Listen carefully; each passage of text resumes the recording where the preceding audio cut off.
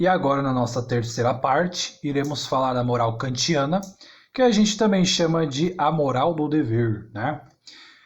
Primeiramente, a moral kantiana, né, a visão moral de Kant, é uma coisa que está totalmente desvinculado com a ideia de felicidade, a ideia de alcançar o prazer máximo e a mínima dor, ou inclusive a ideia de salvação, né? Para Kant, você vai agir corretamente não por conta dessas questões, né? É uma outra questão, é uma outra vibe, né? Isso que a gente vê em Kant, que é uma coisa bem diferentona, né? Por quê?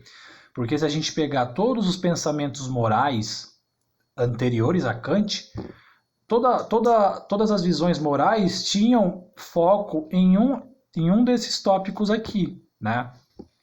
Felicidade a gente pode falar, Aristóteles, a eudaimonia, né?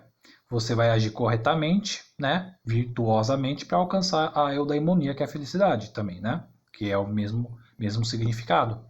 Ou a gente pega os hedonistas, o próprio Epicuro, né? Nessa questão de você agir de uma forma para garantir um prazer máximo e minimador, né? A própria questão cristã medieval, então, que você vai agir moralmente correto para alcançar a salvação, né? Então, esses tópicos para Kant não tem nada a ver com o que ele traz como visão moral, né? Então é uma coisa bem diferentona. Porque a filosofia, a tradição filosófica girava em torno de um desses tópicos, mas Kant foge disso. Por quê? Né? Para a gente entender, a gente tem que primeiramente ver como que ele enxerga a natureza humana. Ele vê que o ser humano é composto pelos instintos e por uma coisa que ele chama de boa vontade, que seria a razão prática. Isso aqui que é o centro da questão, a razão prática aqui, ou a boa vontade. Você usando a razão prática, você vai conseguir então saber qual é a melhor forma de agir moralmente, né? E isso que é a questão. O que rege o pensamento moral é puramente a razão. Vocês vão entender por quê.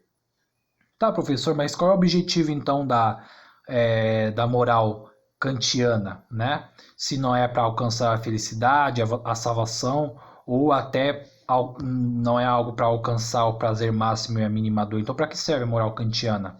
E aí que a gente entra numa brisa que eu acho que é meio complicadinho, mas vamos desenrolar aqui. O objetivo da moral kantiana é satisfazer o dever. O dever são um conjunto de leis morais sustentadas somente pela razão, ou seja, não tem nada a ver com religião, não tem nada a ver com qualquer outra filosofia, não tem nada a ver com outro dogma, outra religião, nada, nada, nada, nada, né? A moral, para Kant, né, seria então um conjunto de leis que vão reger, né, a ação humana da mesma forma que as leis da gravidade regem os objetos. O Kant ele vai fazer esta relação. Ele vai pegar, então, aqui nessa parte ele vai se basear um pouquinho em Newton, porque o Newton ele estabeleceu as leis da gravidade.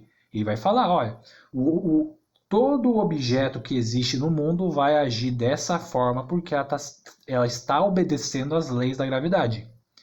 Da mesma forma que a gente tem esse lance da gravidade aqui, né, em Newton, a gente vai ter também com a moral na visão de Kant. Então o ser humano ele vai agir para obedecer essas leis naturais, né, que são sustentadas então puramente pela razão, né? Então a moral de Kant ela tem esse objetivo, satisfazer então o dever, que são um conjunto dessas leis morais, que são de uma certa forma parecida com as leis físicas que regem, né, a questão da gravidade no caso de Newton, né? Kant então ele vai fazer essa relação, né, que é como se funcionassem da mesma forma, como se fossem um mesmo esquema de funcionamento, né? As leis morais e as leis da gravidade são coisas bem parecidas, assim, a forma de funcionamento. Outra coisa, Kant ele vai dizer que a intenção vale mais do que o resultado, ou seja, não adianta você fazer uma boa ação e obter um bom resultado se o seu objetivo, a sua intenção for má, né? Se você tem uma má intenção em fazer uma boa ação, você na verdade não está sendo uma boa pessoa, né? Na época de Kant, a gente tinha uma vertente chamada utilitarismo, que ia ao contrário dessa lógica aqui, né? O pessoal utilitarista se focava no resultado, já Kant na intenção.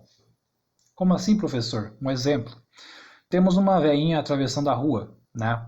Aí a pessoa ajuda ela a atravessar. Se essa pessoa está ajudando a velhinha a atravessar a rua, né? Um exemplo bem clichê, né? Mas se ele está ajudando a velhinha a atravessar a rua porque ele sentiu empatia, porque ele agiu assim, quase sem pensar, porque não, é o certo a se fazer, ou ele sentiu empatia, né? A gente pode dizer que ele agiu de uma forma certa. Mas agora, se ele está ajudando a velhinha com interesse, sei lá, essa velhinha vai, sei lá, me dar uns trocadinhos depois, ou ele vai obter um benefício, né?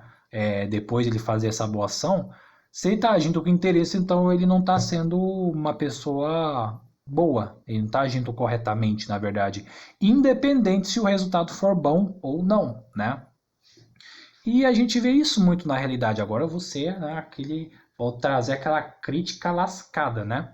Tem muitas pessoas que fazem questão de mostrar que elas são boas na internet, né? A pessoa posta, tô ajudando um mendigo, tô fazendo uma doação, é isso, aqui. Pessoas usam discursos para pagarem de boazinhas, né? E aí a gente tem, né, a questão do mês de setembro, né? Setembro Amarelo, prevenção contra o suicídio. A pessoa, no mês de setembro, ela tá, né, falando, pode contar comigo, depressão, suicídio, a gente tem que ajudar as pessoas que estão passando por esse problema, pá, com um discurso maravilhoso. Às vezes a pessoa chora, assim, quando vê o discurso do fulano. Mas às vezes a pessoa tá usando só de discursinho na internet para pagar de boazinha.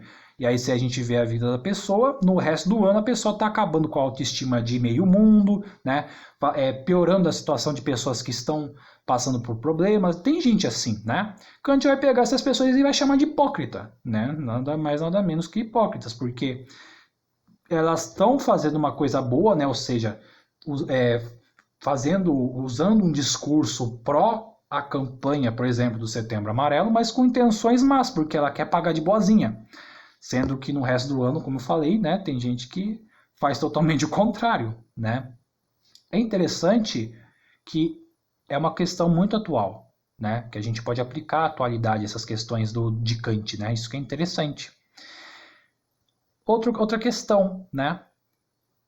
O que é a liberdade para Kant? A liberdade para Kant seria a capacidade de você escolher, né? Seria mais ou menos a brisa, né, que a gente tem, né, o pensamento do Santo Agostinho, né? É você ter a capacidade de escolher o que fazer, independente dos seus instintos. Aí até porque os instintos faz com que a gente deseje alguma coisa, né? Aí tem aquela questão.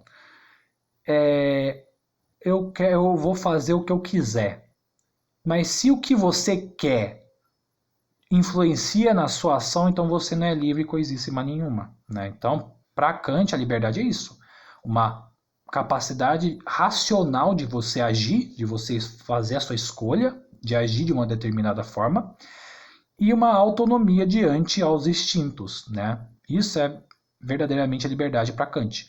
Outra coisa, se você então usar a razão prática, né, ou a boa vontade, né? Se você usar, você então vai conseguir executar muito bem, né, o dever. Você, usando a razão prática, você então vai obedecer essas leis morais e vai satisfazer então o dever.